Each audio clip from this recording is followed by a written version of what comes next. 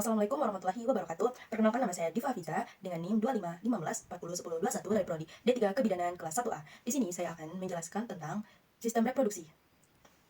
Sistem reproduksi adalah jaringan organ dan regulasi hormonal yang menghasilkan gamet atau spermatozoa dan ovum, memungkinkan pembuahan serta mendukung kehamilan hingga kelahiran.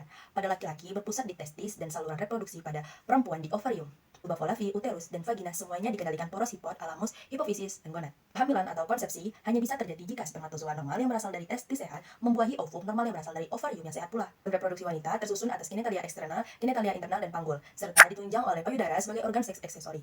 Organ reproduksi pada wanita tersebut dikendalikan oleh sistem endokrin dan sistem saraf.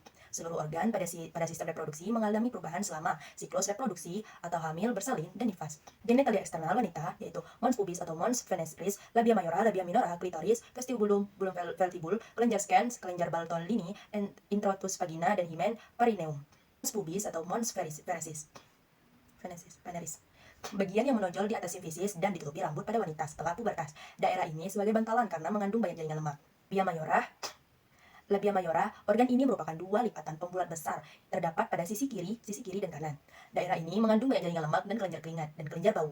Bentuknya lonjong mengecil ke bawah. Nah, labia minora yaitu merupakan dua lipatan tipis dari kulit yang berwarna merah muda, terletak di sebelah dalam labia mayor pada sisi kiri dan kanan. Organ ini halus, tidak tertutup oleh rambut, tapi mengandung sejumlah glandula sudorifera dan glandula sebasea.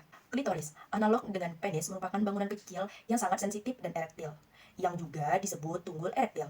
Besarnya kira-kira sebesar kacang hijau, banyak pembuluh darah dan saraf, serta ditutupi oleh preputium clitoridis. Vestibulum, organ ini berbentuk lonjong mengecil ke bawah. Vestibulum merupakan tempat bermuaranya 6 lubang alamiah, yaitu orifisium uretra, kelenjar scans 2,5 cm di bawah klitoris, introitus vagina, dan kelenjar Bartolini. Bulbus veltibul, yaitu organ ini mengandung banyak pembuluh darah, sebagian tertutup oleh muskul ischio-cavernosa dan muskul constrictor vagina. Pada saat persalinan sering tertarik ke atas, ke arah arcus pubis, dan bagian bawah yang melingkari vagina sering mengalami cedera hematoma pulva atau perdarahan. Kelenjar scan, organ ini terdiri dari dua buah, terletak di kiri dan kanan bawah orifisium uretra. Kedua tubuli scan berjalan sejajar uretra sepanjang 6 mm dan bermuara pada kedua sisi orifisium uretra atau ostium uretra eksternal. Kelenjar Bartolini terdiri dari dua buah, terletak di kedua sisi vagina, yaitu pada ligamentum triangul, dan bermuara di kiri dan kanan dekat fossa. Kelenjar scan, organ ini terdiri dari dua buah, terletak di kiri dan kanan bawah orifisium uretra. Kedua tubuli scan berjalan sejajar uretra sepanjang 6 mm dan bermuara pada kedua sisi orifisium uretra atau ostium uretra eksternal. Kelenjar Bartolini terdiri dari dua buah, terletak di kedua sisi vagina, yaitu pada ligamentum triangular dan bermuara di kiri dan kanan dekat fossa navicular.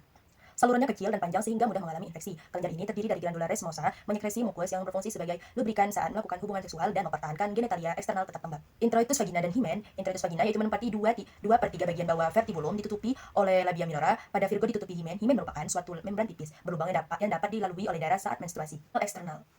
Perineum terletak di antara vestibulum dengan anus. Organ ini memiliki konsistensi dari kaku sampai elastis. Rata-rata panjang perineum adalah 4 cm. Genitalia eksternal wanita yaitu vagina, uterus, tuba uterin, dan ovarium. Bagian lunak terdiri dari ligamentum, dan otot dasar panggul. Sedangkan bagian keras dibentuk oleh tulang kelangkang, tulang tunging, dan tulang pangkal paha. Vagina yaitu organ ini merupakan saluran penghubung dari introitus vagina ke uterus. Sel vagina bersekresi untuk menjaga kelembapan vagina. Sekresi akan bertambah bila mengalami rangsangan seksual yang berguna untuk lubrikasi. Fungsi vagina yaitu tempat masuknya sperma, tempat keluarnya darah haid, dan hasil konsepsi membantu menopang uterus, membantu mencegah infeksi. Uterus adalah organ yang berbentuk seperti buah pir atau alpukat, merupakan organ berongga terdiri dari cervix uteri atau kolom uteri dan corpus uteri. Nah, selanjutnya yaitu tuba uteri. Nah, tuba uterinya terdapat dua buah tuba yaitu kiri dan kanan. Masing-masing tuba berasal dari kornu uteri, berjalan ke dua sisi dinding pelvis, kemudian membelok ke bawah dan ke belakang sebelum mencapai dinding lateral pelvis. Kedua tuba ini terletak dalam ligamentum latum.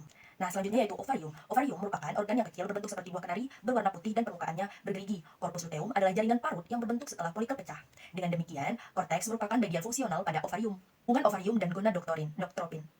Yang pertama, siklus menstruasi. Yang pertama yaitu fase folikular, dimulai dari pendarahan menstruasi, menandai fase folikular pada hari pertama. Pada saat ini, hormon estrogen dan progesteron rendah akibat lapisan rahim yang menebal akan rusak dan luruh, dan peredaran darah haid pun terjadi. Pada saat ini, kelenjar pituitari mengirimkan FSH ke ovarium untuk merangsang perkembangan 5-20 folikel di ovarium. Masing-masing folikel berisi ovum yang belum matang dan memproduksi estrogen. Satu folikel akan tumbuh lebih cepat dibandingkan folikel yang lain. Nah, folikel ini disebut folikel dominan. Saat folikel tumbuh, kadar estrogen meningkat signifikan. Peningkatan ini akan menghambat sekresi FSH, sehingga folikel yang kecil akan mati akibat kekurangan FSH. Peningkatan estrogen membuat lapisan rahim menebal.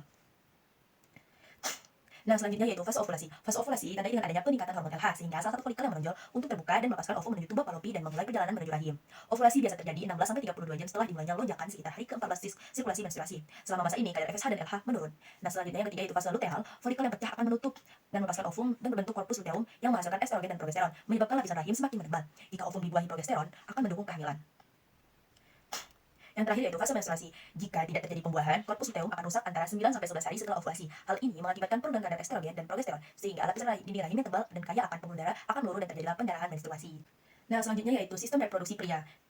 Sistem reproduksi pria ini dipengaruhi dan dikendalikan oleh sistem saraf. Organ genitalia yaitu eksternal pria, penis yang dilalui uretra, dan skrotum dan epididymis. Deferens berisi testis dan sebagian vas deferens. Dilalui oleh sebagian dari uretra yang bekerja sebagai jalannya sperma. Maupun untuk dari urin, ereksi penis penting apabila hubungan seksual terjadi dan hanya terjadi dalam reaksinya terhadap rangsangan seksual. Rangsangan seksual adalah bangunan seperti kantong yang tertutup oleh kulit dan merupakan tempat bergantungnya penis. Skrotum dibagi oleh septum yang terdiri dari jaringan fibrosa menjadi dua ruangan yang masing-masing berisi satu testis, satu epididymis, dan bagian permulaan vas deferens. Nah, berfungsi penuh sampai ada rangsangan oleh glandula pituitaria anterior pada saat pubertas. Testis diselubungi kapsul pelindung fibrosa yang disebut tunica albuginea, yang ditutup lagi oleh membran serosa yang disebut tunica vaginalis, yang memungkinkan masing-masing testis dapat bergerak secara bebas di dalam skrotum. Dan genitalia internal pria, yang pertama yaitu vas deferens, selebihnya vesicula seminalis dan ductus seminalis, ductus ejaculatoris, pospat, glandula pulbobauralis. Vas deferens berbentuk tabuk yang masing-masing panjangnya 45 cm, yang mengangkut spermatozoa dari epididymis ke uretra. Verisa seminalis merupakan kantong-kantong kecil yang berbentuk tidak teratur, panjangnya sekitar 5 cm dan terletak di antara dasar verisa urinaria dan rektum. Fungsi vesicula seminalis adalah mensekresi cairan yang kental berwarna kekuningan yang ditambahkan pada sperma untuk membentuk cairan seminal.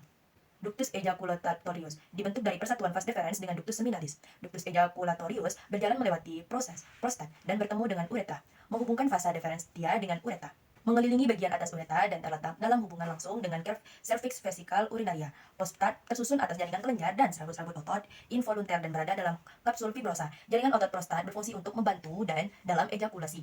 Organ ini merupakan kelenjar kecil berwarna kuning tepat di bawah prostat, glandula bulbouretrae. Nah, selanjutnya yaitu prostat, melindungi di bagian atas uretra dan terletak dalam hubungan langsung dengan cervix vesical urinaria. Prostat tersusun atas jaringan kelenjar dan serabut-serabut otot involunter dan berada di dalam kapsul fibrosa.